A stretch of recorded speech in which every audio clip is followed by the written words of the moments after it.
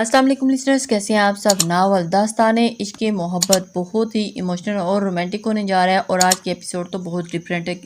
क्या ज़ोबियान बच पाएगा या नहीं। ज़ोबियान के सीने से खून निकलता देखकर सबकी ही दिल खराश चीखें निकली सिवाय हीर के। निमरा बेगम सख्ती की कैफियत में वही सोफे पर गिर गई। ज़ोबियान सामने पूरी ढार के साथ ज़ोबियान के गिरते वजूद को संभाला। बाजिल हूंक की तरह घुटनों के पास ज़मीन पर बैठा था और उसने भरपूर तरीके से साइम के साथ ज़ोबियान के वजूद को संभाला था। हीर जो समझ रही थी कि ज़ोबियान हाली धमकी दे रहा है, उसने जब ज़ोबियान के सीने में ब्लड निकलता देखा, आगे बढ़कर उसे ज़ोबियान के दिल पे मुकाम पे अपना हाथ रखा। पलटकर उसे हाथ देखा तो ज़ोबियान का खून उसके हाथ पे लगा था। उसने एक नज़र अपने हाथ को देखा और बेहोश हो गई। अदर साहब सुन खड़े थे जबकि बेजाद कदम डगमगा गए थे और उसे यकीन नहीं आ रहा था कि ये ऐसा कर कुछ करेगा। ये वक़्त होश में से काम लेने का था। उसे ज़ोबियान के वजूद को अपने बाहों में उठाया और बाहर भागा। साइम ने हीर को गोद में उठाया और उसका हाथ एक तरफ ढल गया। हीर, आंखें खोलो हीर। बादल तुम सबको लेकर अस्पताल पहुंचो, मैं हीर को लेकर जाता हूँ। बेजाद ज़ोबियान को लेकर गाड़ी की पिछली सीट पर बैठा और अपनी कमीज़ उतारकर उसके दिल पे रखी जहाँ ब्लड बहुत तेज़ी से निकल रहा था। मुर्तज़ा, किसी सिग्नल की पे गाड़ी नहीं रोकना, जितनी स्पीड से गाड़ी चला सकते हो गाड़ी चलाओ।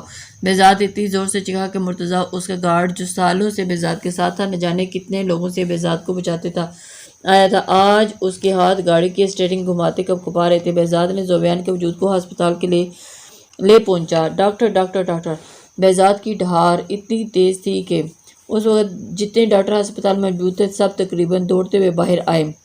बेजाद ने स्ट्रेचर पे लिटाया और चीख कर डॉक्टर को कहा, इसे बचाना है डॉक्टर आपने। मगर सर, ये तो पुलिस केस है। आगे की बात डॉक्टर मुकम्मल नहीं हुई कि बेजाद ने उसके कॉलर के पकड़ कर चीख कर कहा कि बेजाद, राजपूत हूँ मैं, एक सेकंड के अंदर अंदर अपने इसका इलाज शुरू नहीं किया तो यह अस्पताल इस शहर के नक्शे से गायब हो जाएगा। बेजाद राजपूत की धमकी डॉक्टर ज़ोबियान को फौरन ऑपरेशन थिएटर में लेकर गए। इतनी देर में साइम हाँफता हाँफता हीर के वजूद को उठाकर अंदर की तरफ बढ़ा।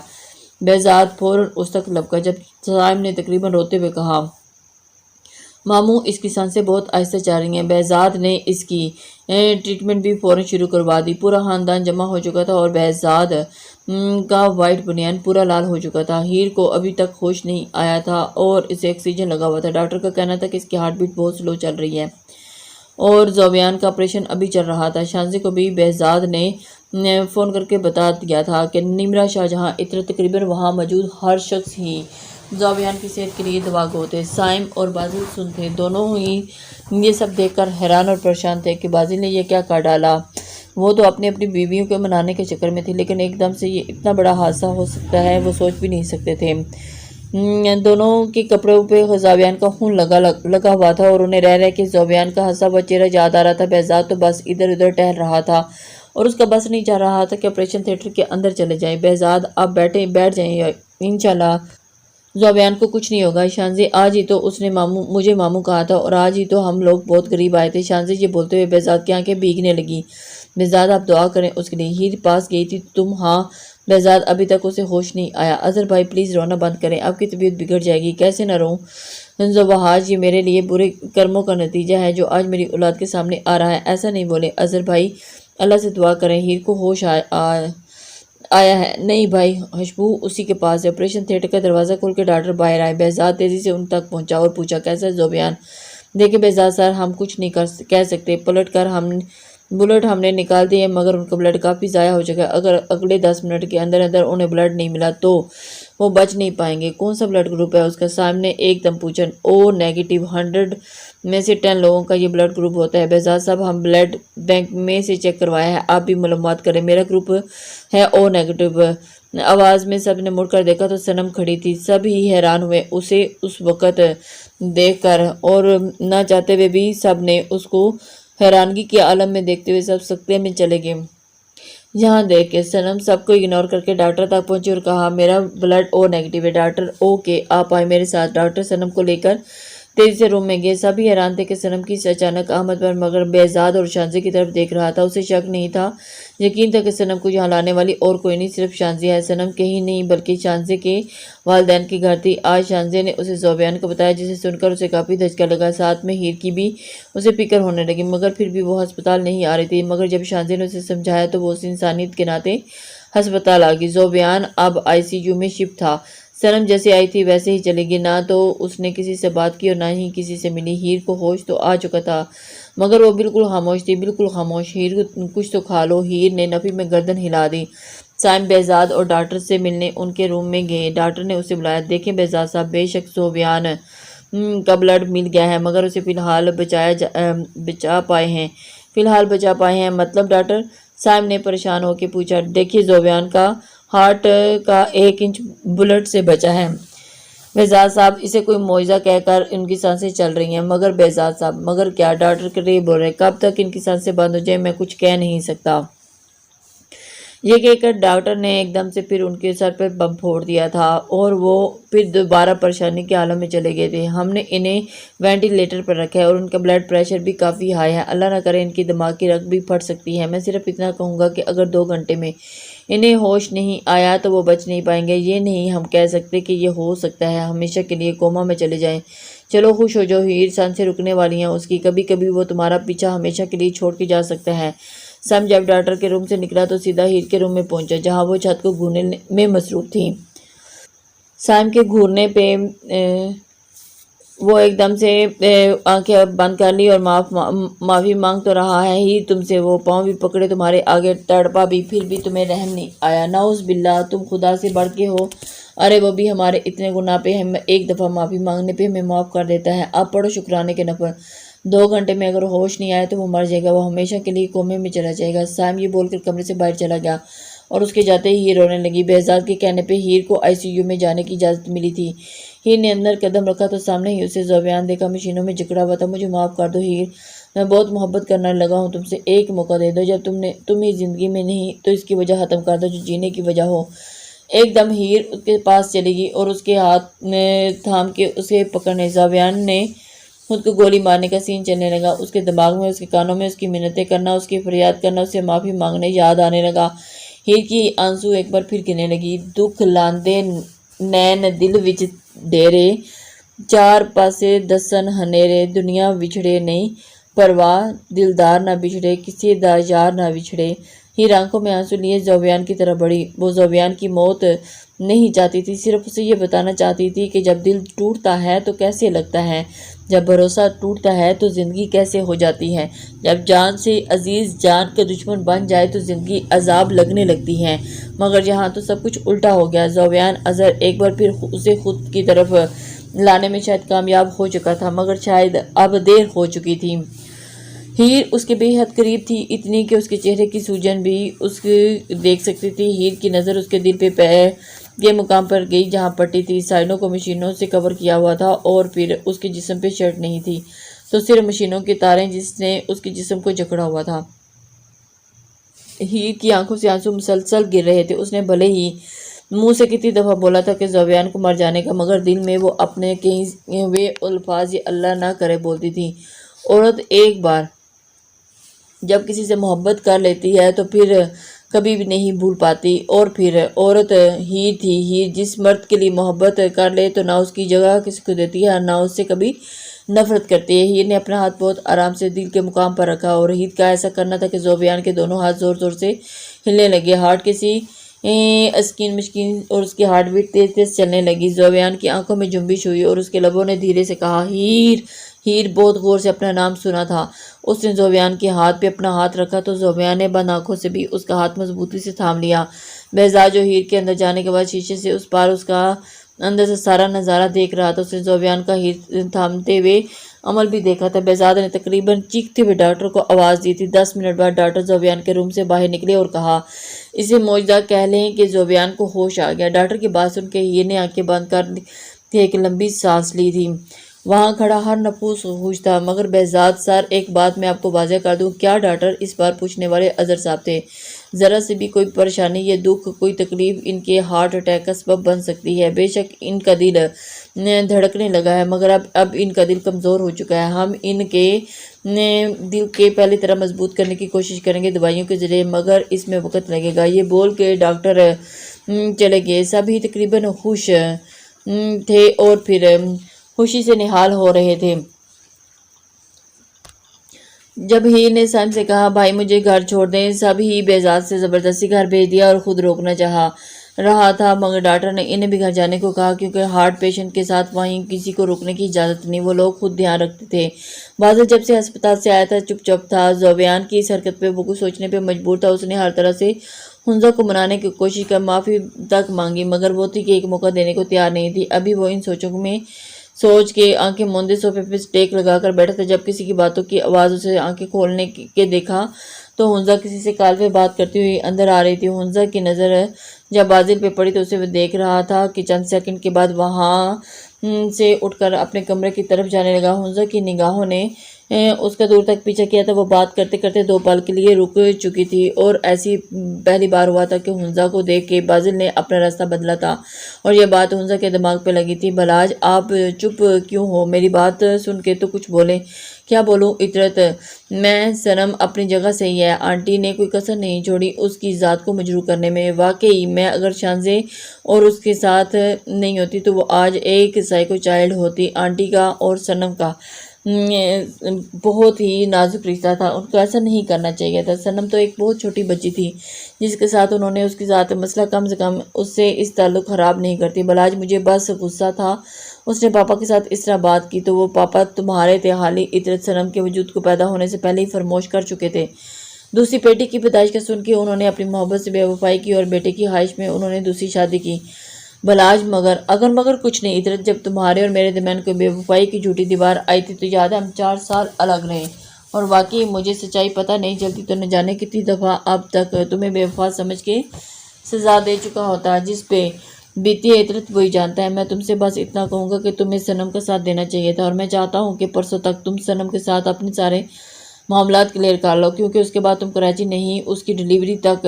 بلاج نے 1-2 باتیں اور کر کے کال بند کر دی۔ کچھ دیر سوچنے کے بعد اطرت نے شانزے کو کال کی۔ ویسے ماننا پڑے گا تم مجھ سے 2 ہاتھ آگے نکلی، بہزاد نے ڈریسنگ کے سامنے بال بناتے ہوئے شانزے کو دیکھتے ہوئے کہا، جو اپنے ہاتھ پاؤں پہ لوشن لگا رہی تھی۔ بہزاد کی بات سن کے اس نے ایک نظر اسے دیکھا اور کہا، کیوں؟ میں نے کون سی گن پوائنٹ پہ نکاح کیا ہے جو اب تک 2 ہاتھ آگے ہوگی؟ شانزے نے تانے پہ بہزاد کا منہ بند کر دیا۔ نہیں یار، ویسے میں یہ سوچ رہا تھا کہ تم تو بہت تیز نکلی ہو۔ کھلے کا کھلا رہ گیا، اور اپنے بیڈ پر چڑھ کر شانزے نے دونوں پاؤں پکڑ کر کھینچے اور اوپر اس پہ جھکتے ہوئے کہا، تمہارا دماغ میں ابھی تک یہ بات ہے کہ میں نے تم سے نکاح تمہاری مرضی کے بغیر کیا؟ ہاں، تو اب مردوں کے دل و دماغ پہ عورتوں کی چھوٹی سے چھوٹی غلطی بھی بے وفائی نہیں نکلتی، تو اب مرد حضرات یہ امید خالی عورت سے کیوں لگا رکھتے ہیں کہ وہ سب کچھ بھول کر اپنا دل صاف کر لے اور معاف کر دے آپ کے آگے پیچھے کے سب گناہ؟ شانزے کی اشارہ کس طرف تھا بہزاد اچھے سے جانتا تھا۔ زوبیان کو خود سے اذیت دینا اس بات کی دلیل ہے کہ وہ کسی قیمت پہ بھی ہیر کو کھونا نہیں چاہتا تھا، بھلے ہیر اس کے ساتھ رہنا نہ جاتی ہو۔ بہزاد نے شانزے کے بولنے پہ اس کے بال کان کے پیچھے کیے اور بہت پیار سے کہا، اور کہا، ہیر زوبیان سے بہت محبت کرتی ہے، جبھی اس کی تکلیف میں دیکھ کر بے ہوش ہو گئی تھی۔ میں نے خود اسے سجدے میں اللہ سے اپنے شوہر کی زندگی مانگتے دیکھا ہے، یہ اعتراف کرتے ہوئے دیکھا کہ وہ نہیں رہ سکتی زوبیان کی بنا۔ بہزاد کے کہنے پہ شانزے کی آنکھیں حیرت سے پھیل گئی اور اس نے اپنی آنکھوں کو سکیڑتے ہوئے کہا، اچھا سن لیا میں نے آپ کا لیکچر، اب میرے اوپر سے ہٹے، زیادہ نکاکے نہ بنا کریں میرے سامنے، آپ کو اچھے سے آتا ہے۔ صنم کہاں ہے؟ نہیں سچ میں مجھے نہیں پتا، تو اس شہر میں ایک عام سا بندہ ہوں۔ بہزاد نے اپنے چہرے اس کی طرف کرتے ہوئے کہا، اور پھر پوچھا، شانزے پلیز مجھے بتاؤ کہ صنم کہاں ہے؟ آپ کو پتہ ہونا چاہیے، آپ تو پل پل کی خبر رکھتے ہیں۔ یہ کافی مظلومیت لا کے یہ بات کی۔ ہاں وہ تو مجھے پتہ ہے کہ آپ کتنے مظلوم اور معصوم شہری ہیں۔ اس شہر کے مرتضیٰ کو دیکھ لیا تھا میں نے پاپا کے گھر کے باہر، جو آئس کریم والا تو ایسے بن کے آیا تھا جیسے پوری والوں کو آئس کریم آج ہی بیچ دے گا۔ شانزے نے اتنا سڑا ہوا منہ بنا کے یہ بات کی تھی کہ بہزاد کا کہکہ پورے کمرے میں گونجا، اور اس نے جھکی شانزے کے لبوں کو چوم لیا۔ جتنا میں سمجھتا ہوں اتنی معصوم نہیں ہو تم، اچھی خاصی چلاک ہو۔ ہاں ہوں، تو ایک چلاک بھی ابھی کرنے والی ہوں۔ اس سے پہلے کہ بہزاد کچھ سمجھتا شانزے نے اس کے ہاتھ پہ زور سے چٹکی نوچی تاکہ وہ تکلیف محسوس کر کے اسے چھوڑے، مگر افسوس شانزے کے نازک ہاتھوں کی چٹکی جو بہزاد کے پھولے ہوئے مسلز پہ پتہ نہیں چلی، اور شانزے نے افسوس سے بہزاد کو دیکھا جو اسے ہی دیکھ رہا تھا۔ آپ کو پتہ نہیں چلا میرا نوچنا؟ نہیں نہ جان، مگر ایک ٹرائی تم نے اگر مجھے سے دور کرنے کی ابھی ٹرائی نہیں میں کروں گا تو تمہیں مدہوش کرنے۔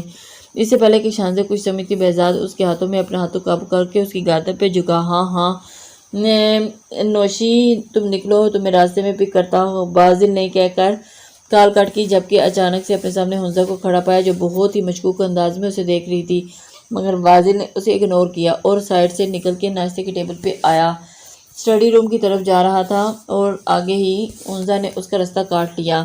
بازل کہاں جا رہے ہو تم؟ ایک دم سے دھاڑی۔ کیوں، تمہیں کیا مسئلہ ہے؟ جہاں بھی جاؤں۔ اسٹڈی روم میں آتے ہی اس نے کمپلیٹ ہونے کے بعد بازل نے اب بابا کا بزنس جوائن کر لیا اور سب ہی ناشتے میں مصروف تھے، جب بابر صاحب نے فہیم صاحب کو مخاطب کر کے کہا، فہیم این جے گروپ کے ساتھ میٹنگ ہے۔ جی بھائی، تو پھر ہم لوگ ایک ساتھ نکلتے ہیں۔ بھائی ایک پرابلم ہے۔ کیا فہیم بھائی؟ وہ گاڑی کل سے بہت تنگ کر رہی ہے، اس لیے بننے دی ہے میں نے، ابھی ایک ہفتہ لگے گا۔ آپ کی والی گاڑی جابر ڈرائیو پکے کسی کام سے لے گیا ہے۔ او ہو، یہ تو مسئلہ ہو گیا۔ بابر صاحب کچھ سوچتے ہوئے کہا، ارے پاپا اور تایا، آپ لوگ میری گاڑی لے جائیں، میں کریم سے چلی جاؤں گی۔ ارے بیٹا، کریم سے کیوں؟ بازل چھوڑ دے گا تمہیں؟ اور بابر صاحب کے کہنے پہ حنزہ نے ایک نظر بازل کو دیکھا، مگر اس نے ایک نگاہ بھی حنزہ پہ نہیں ڈالی اور خاموشی سے ناشتہ کرنے لگا۔ بازل گاڑی سے ٹیک لگائے اس کا ویٹ کر رہا تھا۔ اس کے آتے وہ گاڑی میں بیٹھ گیا اور حنزہ نے بھی خاموشی سے گاڑی کا فرنٹ ڈور کھولنے لگی۔ جب بازل نے کہا، پیچھے بیٹھ جاؤ، مجھے اپنی ایک دوست کو پک کرنا ہے، حنزہ کو لگا کہ اس نے کچھ غلط سنا ہے۔ اس کے دل میں کچھ چھن سا ٹوٹا۔ ایسا تو پہلی بار ہوا تھا کہ بازل نے اس کے لیے گیٹ نہیں کھولا اور خود جھک کے اس کی سیٹ بیلٹ نہیں باندھی۔ حنزہ خاموشی سے پیچھے بیٹھ گئی اور بازل نے گاڑی اسٹارٹ کر کے آگے بڑھا دی۔ بازل نے کچھ سوچتے ہوئے میوزک آن کیا اور میوزک انجوائے کرنے لگ گیا۔ حنزہ اس کی طرف اس کی یہ حرکتیں دیکھ کر ایک دم حیران ہوئی کہ آج اس کا جی کوئی اور ہی ہے۔ میوزک پلے آن کیا اور مجھے لگتا ہے کہ باتیں دل کی ہوتی ہیں، لفظوں کی دھوکے بازی، تم ساتھ ہو نہ ہو کیا فرق ہے؟ حنزہ نے سامنے مرر پہ دیکھا تھا، مگر وہاں صرف بازل کی آنکھیں نظر آئیں جو سامنے مرکوز تھی۔ ایک دم گاڑی کو بریک لگا جو حنزہ اپنی ہی دھن میں مگن تھی کہ ایک دم گاڑی رکنے پہ دیکھا تو ایک بہت ہی خوشگوار شکل کی لڑکی بازل کی فرنٹ سیٹ پہ آ کے بیٹھی۔ حنزہ نے ایک آبرو اچکا کے اسے دیکھا۔ اوف، شکر ہے بازل تو ٹائم پہ آ گئے، میڈم آپ کے ہیں اور بازل آئے، ایسا ہو سکتا ہے؟ میٹنگ کب کی ہے؟ ابھی بس 1 گھنٹے بعد۔ شکریہ بازل، تمہاری وجہ سے مجھے یہ جاب ملی۔ ارے نوشی، میری وجہ سے نہیں، تمہیں تمہاری قابلیت نے جاب دلوائی ہے۔ وہ دونوں آپس میں باتیں کر رہے تھے اور پیچھے سے بیٹھی حنزہ کا وجود بازل کو بلا چکا تھا۔ تب تک اچانک نوشی کی نظر پیچھے بیٹھی حنزہ پہ پڑی۔ ارے یہ بیوٹیفل لیڈی کون ہے؟ بازل کزن ہے میری۔ بازل کے تعارف پر حنزہ کی نظر فوراً بازل پہ گئی۔ نوشی وقفے وقفے سے اس سے باتیں کر رہی تھی۔ ہسپتال کے پاس گاڑی رکتے ہی حنزہ اتر کر اندر جانے لگی، جب بازل نے تیزی سے گاڑی آگے بڑھا دی، جس کا پیچھا حنزہ کی نگاہیں دور تک کرتی گئیں اور نہ چاہتے بھی وہاں کھڑی ہو کر دیکھتی رہ گئی۔ حنزہ کو سمجھ نہیں آ رہی تھی کہ آج بازل کا رویہ۔ 1 ہفتے کے بعد آج زوبیان کو ڈسچارج کیا گیا۔ جہاں حضرت صاحب اس کے گلے لاگے بے تحاشا روئے اور وہی زوبیان کا برا حال بھی ایسے ہی تھا۔ نمرہ بیگم کے گلے زوبیان فی الحال دکھاوے کے لیے لگے اور آج بھی نمرہ بیگم سے شکوہ تھا۔ بہزاد اس کے بالکل برابر میں بیٹھا، جب زوبیان نے ہلکی سی سرگوشی کر کے پوچھا، میری والی دکھائی نہیں دے رہی؟ ارے ہاں، میں تو بھول ہی گیا، وہ تو تیرے استقبال میں پلکیں بچھا کے بیٹھنے والی تھی۔ سائم جو زوبیان کے بائیں طرف بیٹھا تھا اور زوبیان کی بہزاد کے ساتھ سرگوشی سن چکا تھا، تب کے بول پڑا۔ زوبیان نے دانت پیس کے سائم کو دیکھا جو اسے اپنی بدتمیزی کی فل نمائش کرا رہا تھا۔ زوبیان نے ہلکی سی آواز میں کہا، اللہ تیرا شکر سالہ اور بھائی کیسے کسی کو نہ دے، میرا حوصلہ دے کر اللہ تجھے ہی سالے کے روپ میں مانگتا ہوں۔ زوبیان اس کے بات پہ تنزیہ مسکرایا اور کہا، اچھا ہے، بلے کو خواب میں چھچڑے ہی دکھتے ہیں، مگر ہم وہ بلے ہیں جو خواب میں چھچڑے چھین کے کھانے کا حوصلہ رکھتے ہیں۔ وہ دونوں آپس میں طنز کے تیر چلا رہے تھے جب خال میں ہیر کے سلام کی آواز گونجی۔ زوبیان نے اس کی آواز پہ فوراً دیکھا اور جس سب کو چائے سرو کر رہی تھی، مگر زوبیان کا کپ اس نے اس کے ہاتھ میں دینے کے بجائے ٹیبل پہ رکھ دیا۔ ہیر کی اس حرکت سے زوبیان کا منہ کھلے کا کھلا رہ گیا، کیونکہ وہ اس کے قریب نہیں آنا چاہتی تھی اور نہ ہی اس سے بات کریں۔ اسے بہزاد اور سائم کے ہاتھوں سے چائے کا کپ دیا تھا اور زوبیان کی شکل دیکھ کے سائم نے اپنی مسکراہٹ چھپانے کے لیے فوراً اپنا کپ اپنے لبوں سے لگایا، مگر زوبیان نے یہ عمل چھپا نہ رہ سکا۔ ہنس لو، ایک دن تم بھی منتیں نہ کروائیں اپنی بہن سے ملنے کے لیے تو میرا نام بدل دینا۔ زوبیان یہ کہہ کر ہیر نگاہ پہ ڈالی جو سفید اور ڈارک پرپل کے سمپل فراک میں شانزے کے برابر بیٹھی تھی۔ مجھے کب ملوانے لے کر چل رہی ہو صنم سے؟ ابھی تو وہ مجھ سے ملنے بھی نہیں جا رہی، نہال کے ساتھ بزی ہے منگنی کے چکر میں، کل رنگ ونگ لینے جا رہی ہے۔ ہیں، سچ بول رہی ہے شانزے؟ ہاں تو بتایا تو تھا تمہیں نہال بھائی کا۔ ہاں بتایا تو تھا پر میں بھول گئی۔ ہاں یار بھول گئی۔ وہ دونوں اپنی باتوں میں لگی تھی جب نمرہ نے کی فیملی آئی، جس میں عطرت، بازل اور حنزہ بھی تھے۔ السلام علیکم لسنرز،